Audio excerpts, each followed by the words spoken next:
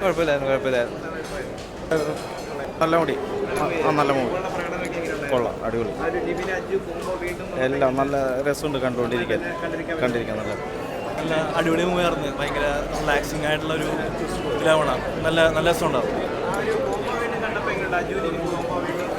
നല്ലോണം വർക്കൗട്ട് ആയ കാരണം അവിടെ വടക്കൻ സെൽഫി ആയാലും അങ്ങനത്തെ പല പടങ്ങളായാലും അടിപൊളിയായിട്ട് ചെയ്തിട്ടുണ്ട്. നല്ല രസമുണ്ടായിരുന്നു.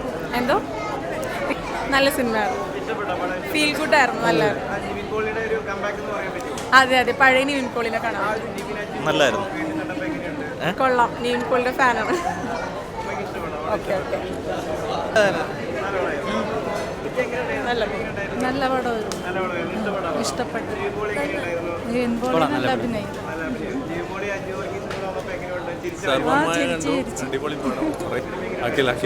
ഡയറക്ഷൻ നല്ല കോമഡിയാണ്. നിവിൻ പോളി സൂപ്പറാണ്. കുറേ നാൾക്ക് ശേഷമാണല്ലോ കാണുന്നത്. സൂപ്പർ പടം.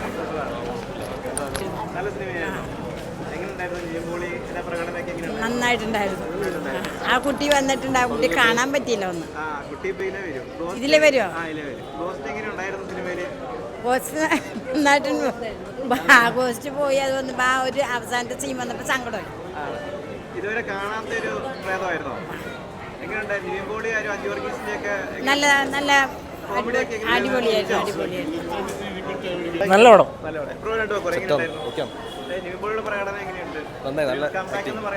അതെ അടിപൊളിയായിരുന്നു. എല്ലാം അടിപൊളിയായിരുന്നു. ഒരു കംബാക്ക് എന്ന് പറയാൻ പറ്റുമോ? പറയാം. ആ ഒരു കോംബോ വീണ്ടും കണ്ടപ്പോൾ എങ്ങനെയുണ്ട്? നിവിൻ അജു കോംബോ നന്നായിട്ടുണ്ട്. വർക്കൗട്ടായി. ഓക്കെ. ഗോസ്റ്റ് ഒരു ഇതുവരെ കാണാത്ത ഒരു ഗോസ്റ്റ് ആണല്ലോ. വെറൈറ്റി ആയിട്ടുണ്ട്. നല്ല പടം, നന്നായി ചെയ്തിട്ടുണ്ട്. നല്ല ഡയറക്ഷൻ. ആ പെൺകുട്ടിയിൽ രണ്ടും നന്നായിട്ടുണ്ട്. നിവിൻ പോളി സൂപ്പർ. എല്ലാവരും നല്ല തമാശയുണ്ടായിരുന്നു.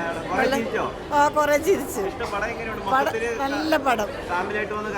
ഓ പിന്നെ എല്ലാവർക്കും ഇഷ്ടപ്പെടും. ചെറുപ്പക്കാർക്കും ഇഷ്ടപ്പെടും.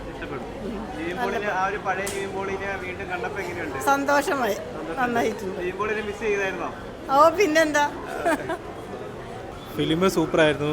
നിവിൻ പോളി തിരിച്ചു വന്നുകൊണ്ടിരിക്കുന്നു. അതന്നെ സൂപ്പറായിരുന്നു ബ്രോ. ഒന്നും പറയാനില്ല. പഴയ ആ ഒരു നിവിനൊക്കെ മിസ് ചെയ്യുന്നത് കുറേ കാലം മിസ് ചെയ്തായിരുന്നു. അപ്പം പുള്ളി പിന്നെയും തിരിച്ചു വന്നു. ഇനി ഇങ്ങനത്തെ സിനിമകൾ പ്രതീക്ഷിക്കുന്നു. അതെ ഡെലുലു അടിപൊളിയായിരുന്നു. പറയാനില്ല. വെറൈറ്റി പ്രേതം. ലാസ്റ്റ് ആയപ്പോൾ നല്ല സെന്റിയുണ്ട്. ബട്ട് എല്ലാവരും തിയേറ്ററിൽ ഒന്ന് കണ്ടു കഴിഞ്ഞാൽ സൂപ്പറായിരിക്കും.